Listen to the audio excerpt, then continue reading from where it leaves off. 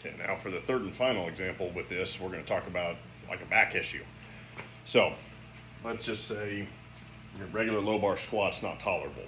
So maybe bending over just enough, your back just doesn't like that for whatever reason for this particular situation. So, but we found that maybe doing more of an upright squat is tolerable. So maybe a high bar facilitates that enough, or a front squat is tolerable. And optionally, maybe if we elevate your heels, which actually pitches your knees forward a little bit, makes you sit a little more upright. So just doing anything to facilitate more of an upright position in this instance is more tolerable. So we just go to that. Same sets and reps, we just switch the squat variation to something that's more tolerable. So, and again here, let's just say on the bench press that's being arched with your feet down, back doesn't like that. Well, we can just straighten your legs out just to help take some of that arch out of your back and make it more tolerable. So the feet up bench press works here too. And then for the RDL, we're going to use this to kind of try to work through and desensitize that some.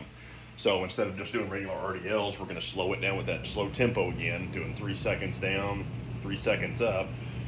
And this will help us to maybe modify the range of motion if we need to with that. So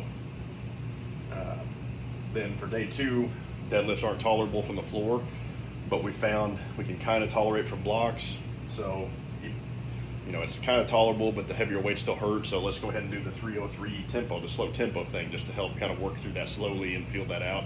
Also kind of forcing us to go lighter because we were doing it slow anyways. It still makes it hard, makes the lighter weight harder, helps us to feel like we're still training hard, but also helps kind of keep the intensity down naturally so we're not quite oversensitizing the pain issue. So modified range of motion with the deadlifts and modified tempo in this situation. Then let's say for the overhead press, just that standing and that arch back is not tolerable, so we can do it sitting, because sitting is going to naturally kind of take us out of that. You're kind of supported in a way if you use like a back on a bench with a back on it. If not, maybe even just the sitting is tolerable enough anyway. So, but just basically changing positioning of your back and taking that sensitivity out of it while we can still get some overhead press stress in. And then for high bar squat, let's just say just a regular high bar squat wasn't quite that tolerable.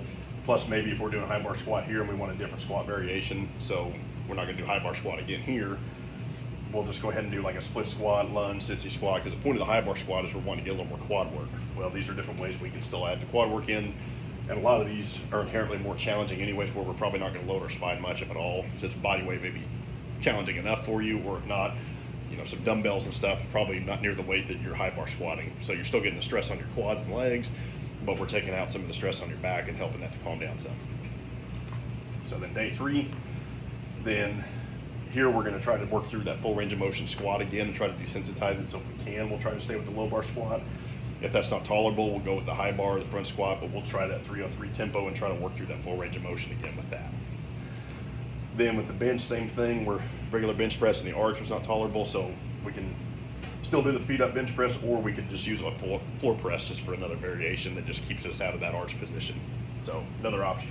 And with the floor press, even other modifications, you can have your legs straight. If that's still too arched, you can bend your knees up, because that'll help kind of flatten your back out. Just a little small tweak like that might make it more tolerable too. And then pull-ups are fine in this instance. Some of that kind of traction force might feel kind of good on it anyways. Now traction is not a magical fix, but sometimes things like that when you're hanging do kind of just help desensitize a little bit sometimes. Every situation is different.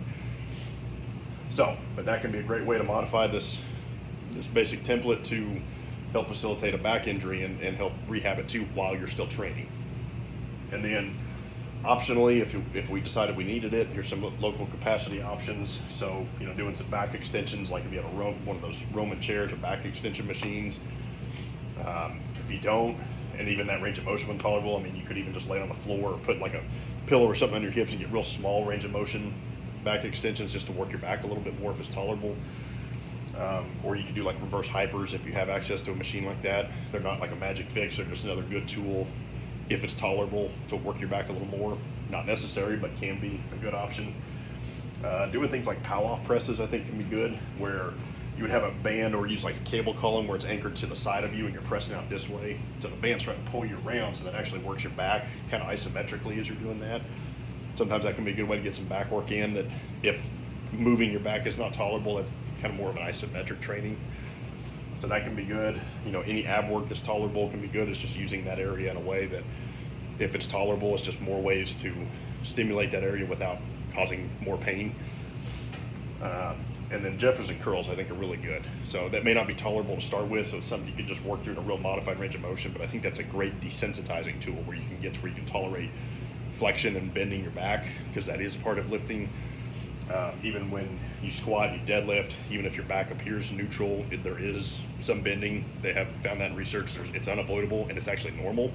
So instead of trying to avoid that, why don't we get to where we desensitize that and we can tolerate it? Jefferson curls are almost like a stiff leg deadlift, except you really arch or really round your back over. So it's a good drill, just even with it, no weight at all, just working down as far as you can tolerate, come back up and doing that. A couple sets, a couple times a week can help desensitize that too. You can always load that too over time when it's tolerable. So, but anyway, so there's, hope that was helpful.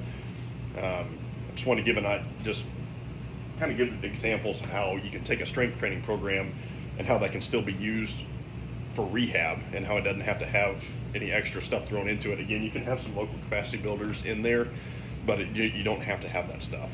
And this is another reason why I think barbell training is so great, because you have a plan with this and it's already working things that are going to help facilitate recovery. We just maybe need to make some tweaks to where it temporarily facilitates it a little bit better, but also allows you to keep training other things and keep training the same thing that's affected to some capacity, which is going to get you likely to rehab faster, and also more important, it's going to help keep you active, keep you training, prevent you from detraining, which is all going to be very good.